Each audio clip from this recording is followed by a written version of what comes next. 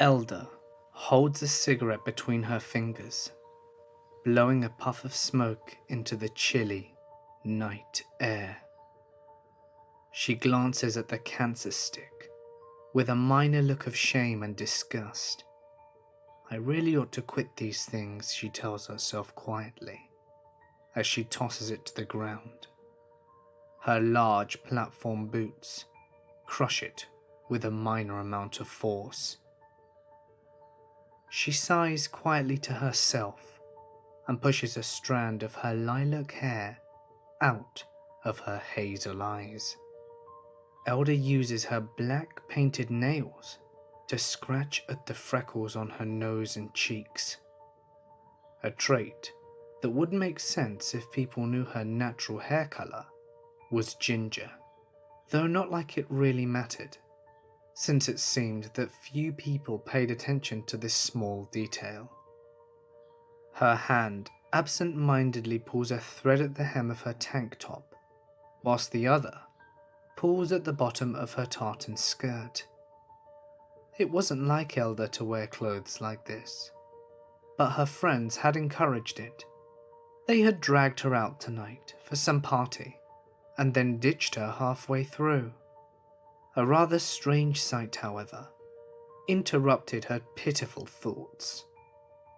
A few feet away from her stood a little boy with dark-coloured hair and dark eyes. He seemed to stare into Edna's soul with his unblinking gaze. She shivers slightly and turns her attention more fully to her little admirer. "Why are you staring at me like that, kid?" The little boy takes a few steps towards her. "Why is your hair purple?" Elder couldn't help but smile at the innocence of the question. It wasn't something she was used to, as she rarely ventured outside her home. Having a well-paying job online can do that for you. "Well," she began, whilst tossing another strand out of her eyes, "I dyed it to look like this because I like it. Purple is my favourite colour." The idea of this seemed to fascinate the boy, who took another step towards her. "And why are you dressed like that?" he asked. Admittedly, this question caught Elder off guard, more than the last one at least. "I don't usually wear these clothes, but my friends wanted me to wear it for a party." The boy looked around for a moment, a confused look crossing his face. "Where are your friends?" Elder laughs quietly to herself, trying to think of an appropriate way to tell the child that her friends had ditched her. "Well, they had to meet up with someone and decided to leave me behind." Of course, the details were more risque than this, but that was not knowledge a boy should be hearing. A sad look came onto the boy's face. "They're not very good friends then, are they?" He remarks it with a bit of a whine, and Elder seems to consider the statement for a moment, before slowly nodding in agreement. "I suppose you're right," she says, "but they're the only friends who will talk to me."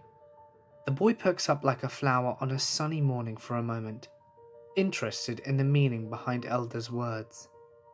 "Why?" The question instantly made her nervous. She wasn't sure how to go about answering this. "Most people don't like me," she says, slowly and deliberately.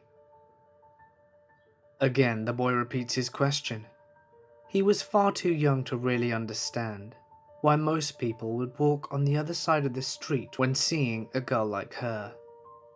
Arguably, it was a refreshing change.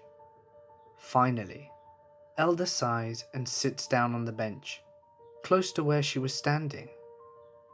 "I don't quite know," she admits. "Just something about me makes most people scared.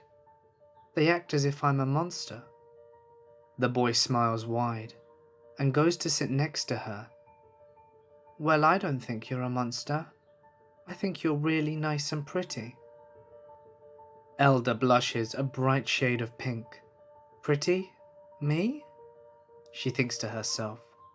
Just the thought made her feel embarrassed.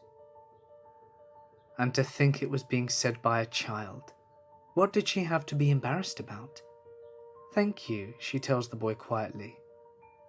But before the boy could say anything else, a nervous-looking woman crosses the corner, her hair disheveled and her clothes dirty. Once she sets her eyes on the boy, a smile crosses her face.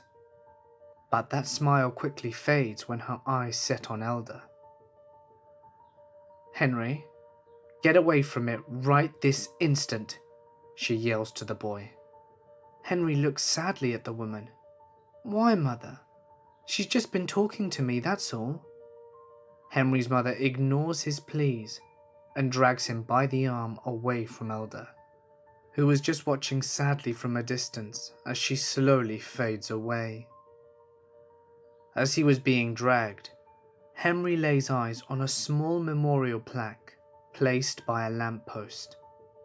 Alongside notes and stuffed toys was a picture of Elder, lilac hair covering her hazel eyes and freckles.